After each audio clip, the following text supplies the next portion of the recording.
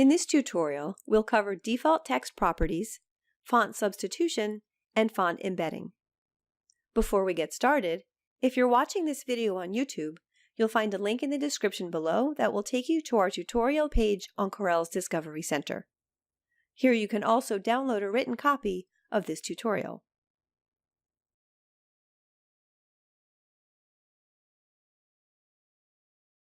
There are two ways to change my default font for both types of text, artistic and paragraph.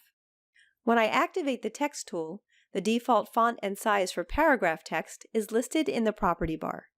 Before I click anywhere to start the text, I can change the defaults. I'll choose the font I want to use as my artistic text default, and in the prompt that appears, I'll choose artistic text and click OK. The same thing happens when I change the font size, which I'll also set as the artistic text default. And I could do this for text color as well, and for other properties such as font style, underlining, horizontal alignment, etc. Now when I click to start artistic text, the font and size I set appears in the property bar, and my default color is used. These properties will be used each time I create artistic text. I'll activate text again, and before clicking anywhere, I'll set the font and size I want to use for paragraph text. Now these properties will be used each time I activate text, draw a text frame, and type. This will also be the default text if I choose an existing shape as the text frame. The other way to set default fonts is in the Object Styles docker. I'll open Default Object Properties, then Artistic Text. Not only can I set a default font, style, and size, but I can set kerning, choose from a variety of fills and background fills, set an outline, and here are all the paragraph properties I can set.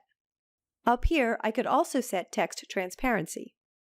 I'll add some new artistic text, and if I want to change existing text to the new default, I can select it and click Apply to Selection. I can use this docker to set defaults for paragraph text as well, along with several other types of objects. Note that the defaults I've set only apply to the current document. If I want these to be the defaults for future documents as well, I'll choose Tools, Save Settings as Default. I'll make sure that Default Object Properties is checked before clicking Save.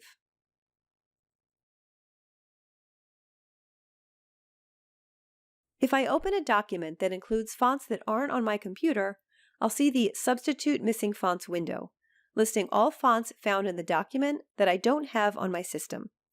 The PANOS system is used to determine which of my available fonts are the closest to the ones I don't have. Selecting each font displays the PANOS suggested match for that font.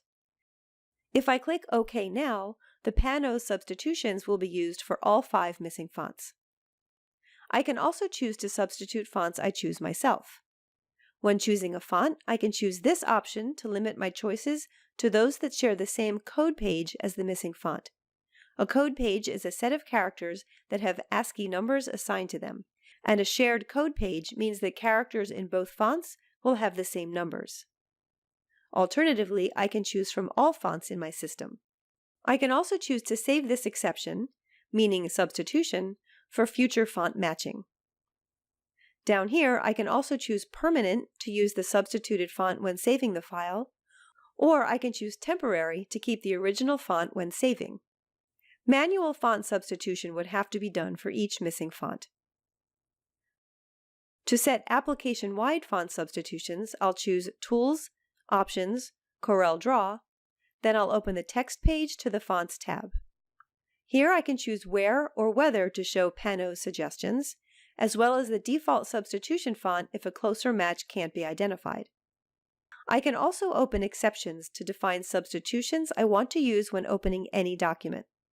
In this example, I'll enter Courier Normal as the missing font, and from the font list, I'll choose this Courier 10 font that I do have. Then I'll click Add Exception. Now this substitution will be done automatically when opening a document. I can remove an exception by selecting it and clicking Remove.